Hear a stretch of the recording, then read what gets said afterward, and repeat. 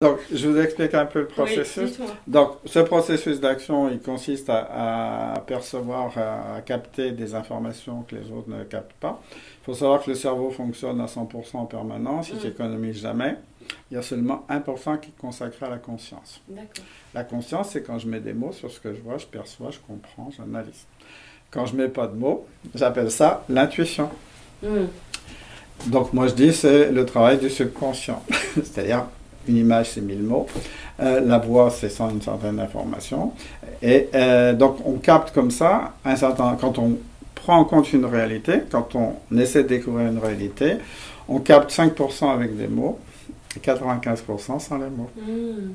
Sur des infrasignaux que les autres ne perçoivent pas. Et on mémorise tout ça ensemble. Et c'est notre façon d'apprendre. Et là aussi, comment on apprend, comment on mémorise, ben, la prise de notes fait partie de la mémorisation.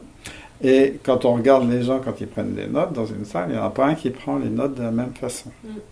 Et souvent, quand on leur demande, alors vos notes, oh, moi, je ne sais pas en faire, je ne suis pas bon, parce que ce n'est pas académique. Hmm, Mais c'est toujours extrêmement performant pour la personne en question dans son processus. Par exemple, je donne un exemple, les gens qui disent oh, moi je ne sais pas prendre de notes, j'en mets dans tous les sens.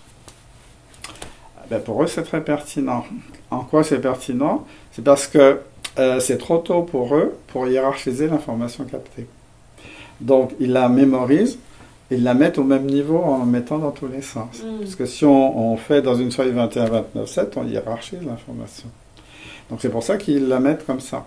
Pour d'autres, au contraire, il faut commencer à organiser, à structurer l'information, mais chacun la structure à sa manière. Donc, ce qui est important, c'est de découvrir en quoi c'est performant pour moi, dans mon processus, en quoi ça participe à mon D'accord. processus d'excellence. Identifier un mode d'action à 5 grandes étapes. D'accord, c'était quoi les premières? La collecte d'informations, Ah, la collecte la d'informations. mémorisation, La mémorisation. ensuite il y a l'analyse de ces informations, L'analyse. Ok. ensuite on va créer des solutions, Ah, on va créer des et solutions. ensuite on agit. D'accord. Et on en est à créer des solutions? On en est pour l'instant à mémoriser. Ah, oups. Alors, mémoriser. Donc, on mémorise tout. Parce que c'est pas la peine. Si on veut analyser, il faut quand même avoir tous les éléments en tête. Oui. Et on va passer à l'analyse. Problème 5% d'informations conscientes, Bah oui. 95% d'informations non conscientes. Mm. Comment on fait? Ben, vous savez, quand on réfléchit à rien, en fait, c'est la conscience qui lâche prise et qui dit je voudrais bien comprendre cette réalité, mais elle lâche prise pour que le subconscient fasse son travail. Alors il y a 2 vitesses entre conscience et subconscient. Les mots, c'est 1 à 3 mots par seconde. Je prononce. Mm. Le record du monde, c'est 10 mots à la seconde. Hein. D'accord. Une américaine, mais je ne suis pas sûr qu'on la comprenne. Par contre, le subconscient, vous savez combien d'opérations neuronales ça fait à la seconde? On est à question pour un champion. Il fait 10 millions de milliards d'opérations à la seconde. Ah oui. Donc c'est pas la même vitesse. Et à cette vitesse-là, il peut aller visiter toutes les connaissances acquises, tous les automatismes acquis, toutes les D'accord. expériences, et ce qui lui permet de faire des analyses. Et à un moment donné, la conscience dit ça y est, j'ai compris. Alors, ils ont mesuré par IRM l'apparition d'une prise de décision dans le cerveau. Mhm. Ça apparaît en 1 seconde, sur une décision simple, hein, en 1 seconde. Ce qui les a étonnés, c'est qu'il y a eu 8 à 9 secondes d'activité neuronale. Et bien, c'est tout ce processus-là qui se met en route pour agir. Une décision, c'est une action. Mm. Et donc, on ne sait pas encore, par contre, si c'est le subconscient qui pousse la solution, la compréhension, ou si c'est la conscience qui va la choper.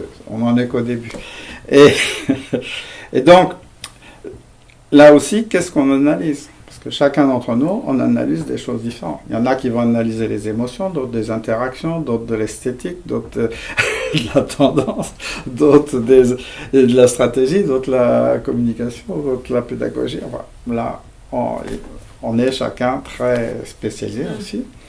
Et donc, qu'est-ce qu'on analyse?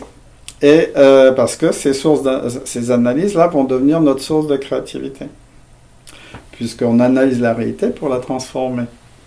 Mais dans ce que vous appelez l'analyse, ce que je comprends, c'est que vous nous dites qu'une énorme partie est faite par l'inconscient. Donc vous appelez ça analyse, mais subconscient. Ouais. Ben, l'analyse, c'est une... mais l'analyse du conscient est très courte. Oui, elle lâche prise, le conscient lâche prise, c'est le subconscient. C'est la conscience qui demande à comprendre. Après, il me faudra un exemple concret pour que j'arrive... Parce que là, j'arrive pas à bien les mettre c'est abstrait, ensemble. c'est sûr. Ouais. Et donc, la conscience lâche prise, le subconscient travaille, et puis à un moment donné, ça arrive à la conscience. Alors là, pareil pour lâcher prise, qu'est-ce que vous faites? Il y en a qui courent, il y en a qui conduisent, il y en a qui sont sous la douche, il y en a une, c'est « Ah ben je me lave les dents ». C'est quand je me lave les dents, puis il rajoute mon dentiste est content. Ça dure longtemps.